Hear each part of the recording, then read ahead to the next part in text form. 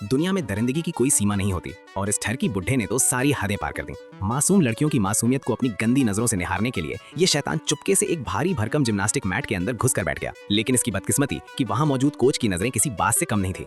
Coach का खून खौल उठा, मगर उसने शोर मचाने के बजाय एक ऐसा खौफनाक जाल बुना जिसे देखकर आपकी रूह काम जाएगी। उसने दबे पांव जाकर मैट की चेन को बाहर से लॉक कर दिया, मानो उसने इस बुड्ढे की मौत का वारंट साइन कर दिया हो।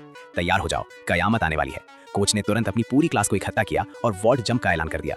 मैट के अंदर बंद उस दरिंदे के पसीने छूटने लगे। उसे एहसास हुआ कि वो अब जिंदा दफन होने वाला है। उसने भागने की जीतोआ कोशिश की, पर बाहर से लगी जंजीर ने उसकी उम्मीदों पर पानी फेर दिया।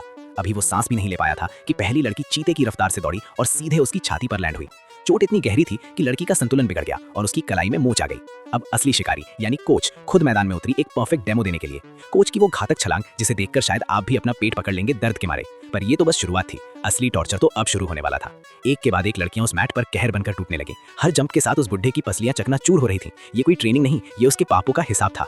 लेकिन ये बुड्ढा भी किसी पत्थर का बना था। मरते दम तक उसने अपनी सिसकी तक बाहर नहीं आने दी। जब सारा बैच अपनी प्रैक्टिस पूरी कर चुका था, तब कोच ने एक आखिरी चाल चली। उसने पहली लड़की को डांटा कि उसका निशाना चूक गया था और उसे एक आखिरी डेथ ब्लो देने का मौका दिया। इस बार लड़की का वार सीधा बुड्ढे के चेहरे पर हुआ। उसकी खोपड़ी के परखच्चे उड़ चुके थे। कोच ने मुस्कुराते हुए थम्स अप दिया। काम तमाम हो चुका था।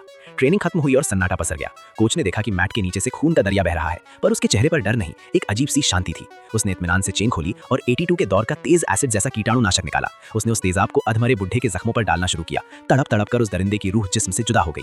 अंत में कोच ने उसे इंसान नहीं बल्कि एक कचरा समझा और उसे उठाकर सीधा डस्टबिन के हवाले कर दिया।